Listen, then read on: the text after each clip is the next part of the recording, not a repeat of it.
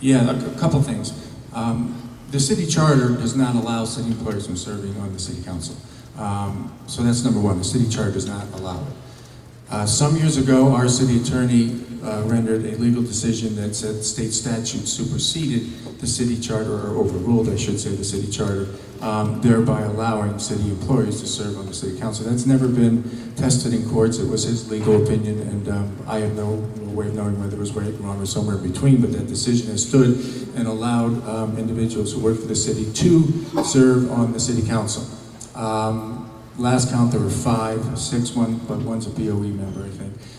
So yeah, it's a huge conflict. I mean, they're voting on their budgets. Budgets include their salaries. Obviously, if they work at the pleasure of the mayor, that's something that's hanging over their head. So, Jack Hennessy, state representative from the North End, introduced legislation in the last legislative session in Hartford. Pretty common sense kind of approach this. Okay, we got a problem with state statute. I mean, the federal system's a messy system. State law overrules city ordinance, and so he created legislation and proposed it that would close that loophole. Basically honor the charter. Basically honor the people who voted for the charter, because this charter revision that didn't allow city people to work on the council was voted on by the city by the residents of the city of Bridgeport. Simple thing to get behind. Virtually every representative that we have at the state level either opposed it or was silent on the issue. It's a no-brainer. You're honoring the will of the people. If you're an elected official, that's what you do. You don't say, oh no, that election, that change in the charter, unimportant. I know that people vote for it, but I'm smarter than the people. They do stuff like that in Iraq, or not anymore, Iran, but not here. I mean, it's just wrong. And Auden is here, I think. She supported it, and God bless you for doing that, because you're a principled person for doing that. But there was very little support on the part of the city council.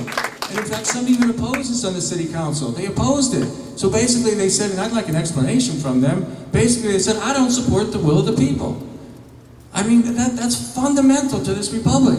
Fundamental. And if you don't do that, I mean, you really don't, you shouldn't hold an elected position.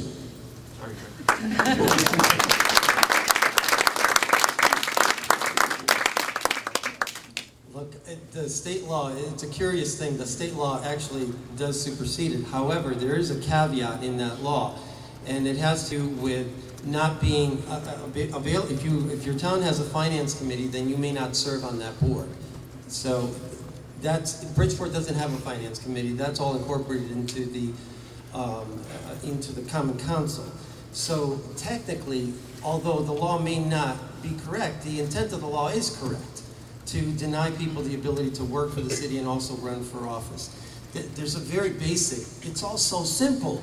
And think about it for yourselves. I own Harborview Market.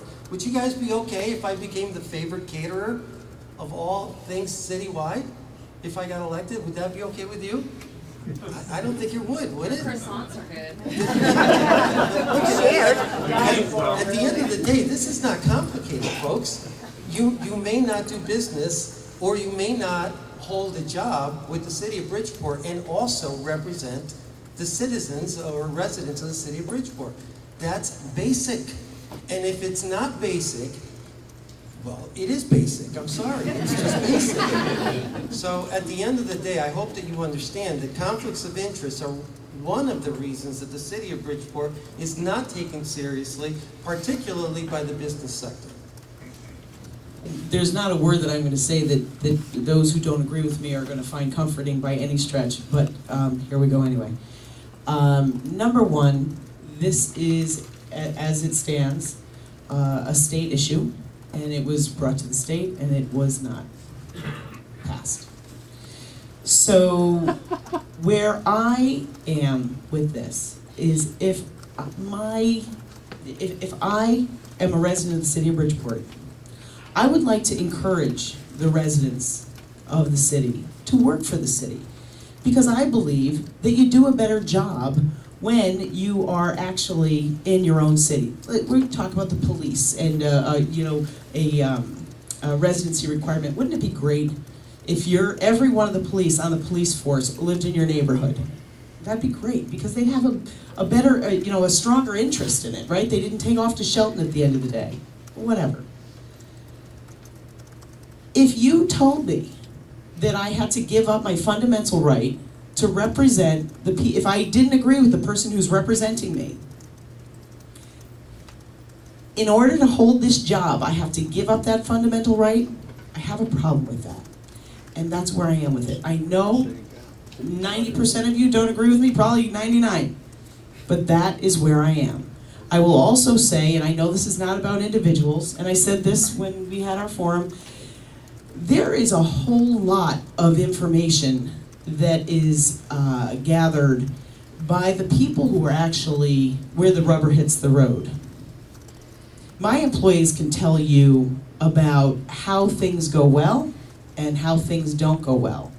And if you're listening, you can fix it. If you're an outsider and you really don't know where the bodies are buried, how do you fix it? And that is my stand on that particular issue. And I know you don't agree with me, but that's what I believe.